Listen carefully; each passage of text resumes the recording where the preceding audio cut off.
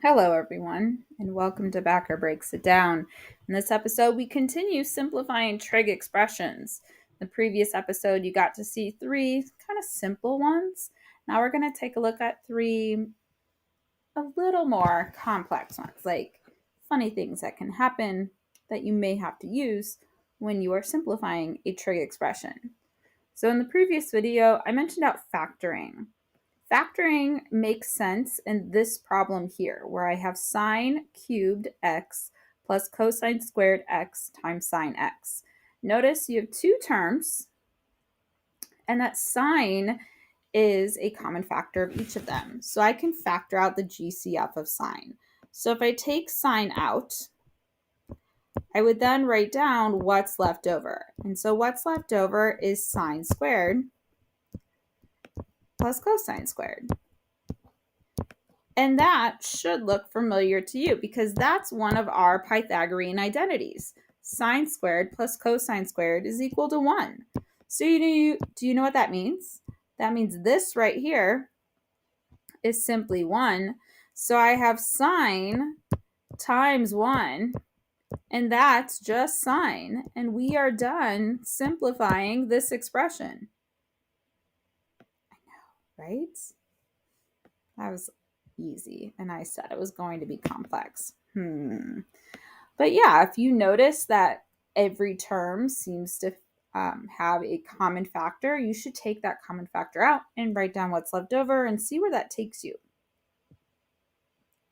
In problem number 5, we have 1 minus sine squared divided by 2 cosine theta. Anytime that I see something squared, I see a trig function squared, I automatically think about my Pythagorean identities.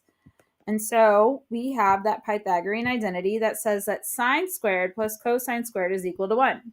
So imagine solving this identity for sine squared. Well, is that what I want to do? Might as well. So if I want to get okay. So if I want to get sine squared by itself, I'd have to subtract cosine squared, right? From both sides. So I do that, and I subtract cosine squared theta. And I get that sine squared theta is equal to 1 minus cosine squared theta. So what if I substituted that in, because I just solved this for sine squared, right?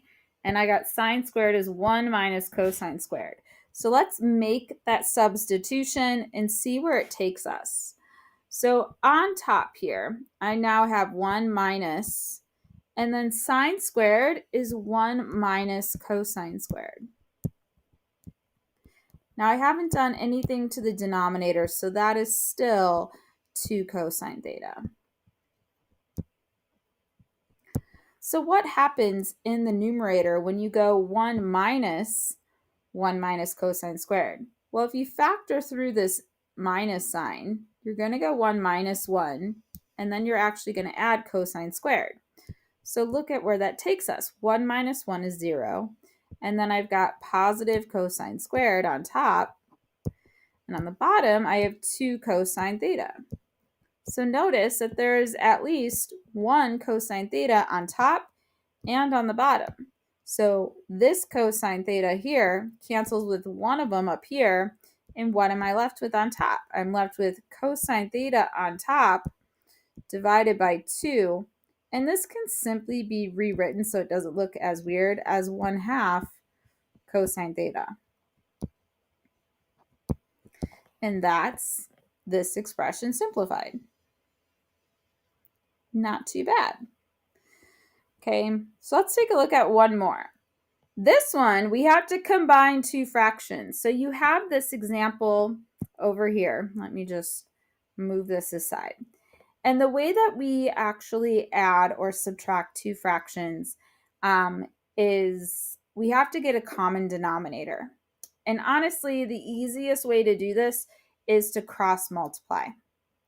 Now that won't make the denominator go away. You're cross multiplying for the numerators, but the denominators are going to stay a combination of the two denominators. Like we'll just keep them a product.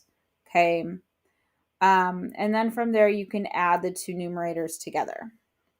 So first off, cross multiply for the tops and multiply for the bottoms. So notice what I'm doing here. I have multiplied the numerator and denominator by cosine. And for the second fraction, I have multiplied the numerator and denominator by 1 minus sine. Notice where I'm getting this info from. Like, how do I know? It's like whatever's on the bottom. So I'm multiplying this fraction over here by the 1 minus sine. And I'm multiplying the first fraction by cosine because that's like what's in the denominators. Okay, that's how I know what to multiply by. I'm just using the other denominator, but I got to be fair and do it on top and on the bottom. So that's what I did. Okay, so cosine times cosine is cosine squared. And then on the bottom, I'm simply multiplying the two denominators. And then minus, and then I have sine times 1 minus sine over cosine times 1 minus sine.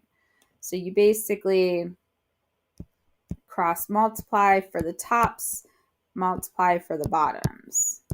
Okay, so like n1 d1, n2 d2. So I'm going numerator 1 times denominator 2 all over the denominators multiplied. And then I'm going numerator 2 times denominator 1 all over the denominators multiplied. So I'm literally just cross multiplying for the tops and then multiplying the denominators together. Okay. Just erase that so it's not in the way.